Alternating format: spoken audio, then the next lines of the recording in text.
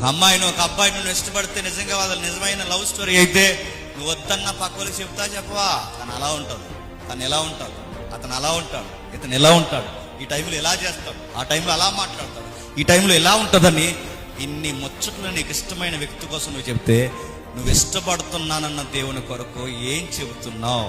నాకు తమ్ముడు అన్నాడు, మీలాగే మా గేదె కూడా పాలు ఇవ్వలేదండి, ఆయన నమ్ముకున్న తర్వాత మా గేదె 2 లీటర్లు పాలు ఇచ్చిందని చెప్తున్నావా? పిల్లికి జ్వరం వచ్చిందని యేసుప్రభువు నమ్ముకోమని చెప్తున్నావా? గ్యాస్ అయిపోయిందని పరిశుద్ధాత్ముడి పేరు చెప్తున్నావా? నేను అడుగుతున్నాను, ఏం చెప్తున్నావు? యేసుక్రీస్తు వారిని నమ్ముకోవడం అంటే ఏం చెప్తున్నావు? నీకు అర్థమైందా అని అడుగుతున్నా. అసలు నువ్వు శిష్యుడువా? డౌట్ వస్తుంది. నువ్వు శిష్యురాలువా? డౌట్ వస్తుంది. నువ్వు జస్ట్ యేసుప్రభువుని లైక్ చేసావా? ఇప్పుడు ఉంది కదా లో లైక్ మాత్రమే చేసావా అని చెప్తున్నాడు. శిష్యుడికి మొట్టమొదటి క్వాలిఫికేషన్ అంటే మొదటి అర్హత, వెళ్ళండి, నేను చెప్పిన ప్రాంతాలకు వెళ్ళండి, మీ ప్రాంతాలే కాదు ఇతర ప్రాంతాల్లో కూడా నిలబడండి. నశించిపోయే గొర్రెలు చాలా ఉన్నాయి, ఆ గొర్రెలకి సువార్త చెప్పు. రోడ్డు మీద 4 ఏళ్ళు వేసుకుని వెళ్తానంటే, రోడ్డు మీద 4 అల్లరి చేసుకుని వెళ్తానంటే, రోడ్డు మీద నిలబడి రకరకాల మనుషులు ఎకిలి చర్యలు చేస్తానంటే రోడ్డు మీదే కదా, ఆ రోడ్డు మీద అయ్యి మీ సెంటర్లోనే పనికిమాలిన మాటలు మాట్లాడుతారంటే ఆ 4 చూసినప్పుడు అవి నశించిపోయే గొర్రెలని నీ కళ్ళకు అనిపిస్తున్నాయా లేదా? ఆ ఎకిలి నవ్వులు నీకు కూడా నవ్వు వస్తుందా? శిష్యుడు ఎలా చూస్తాడు తెలుసా? ఇది ఇలా అయిపోయారేట్రా, వీళ్ళని ఎలాగైనా సరే రక్షించాలనుకుంటా, ఎందుకంటే నువ్వు రక్షింపబడిన గొర్రె పిల్లవు.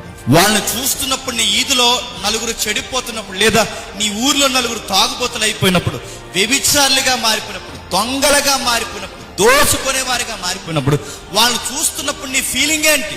ఈదులో చర్చ అయిన తర్వాత నువ్వు ఇంటికి వెళ్ళే లోపు రకరకాల మనుషులు కనబడతారు. వీళ్ళందరిని చూసినప్పుడు నీకు ఏం డిస్ప్లే వస్తుంది? బాగా తిరుగుతున్నారు సండే, మేమే తిరగలేకపోతున్నాం అనిపిస్తుందా అని చెప్పు. రెస్టారెంట్ ఫుల్ అయిపోతే నీకు కూడా రెస్టారెంట్లకు దూరాలనిపిస్తుందా? నీకేమనిపిస్తుంది? నేను మళ్ళీ చెప్తున్నాను, అబ్బా అందరు దేవుళ్ళు వేరు, ఈ దేవుడు వేరు. ఈ దేవుడిని నమ్ముకోవాలి అంటే మళ్ళీ చెప్తున్నాను, నువ్వు కొన్నిటిని పూర్తిగా అవాయిడ్ చేయాలి. అవాయిడ్ చేయడమే కాదు, అసహించుకోవాలి. అసహించుకోవడమే కాదు, ఒక మాట చెప్పాలంటే సాక్రిఫైస్, త్యాగం చేయాలి.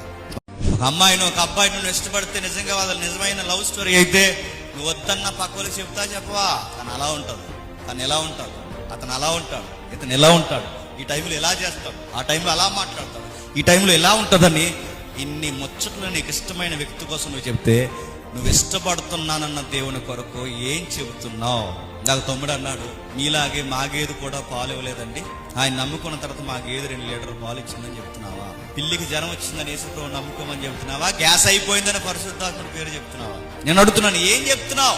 యేసుక్రీస్తు వారిని నమ్ముకోవడం అంటే ఏం చెప్తున్నావు? నీకు అర్థమైందా అని అడుగుతున్నా. అసలు నువ్వు శిష్యుడువా? డౌట్ వస్తుంది.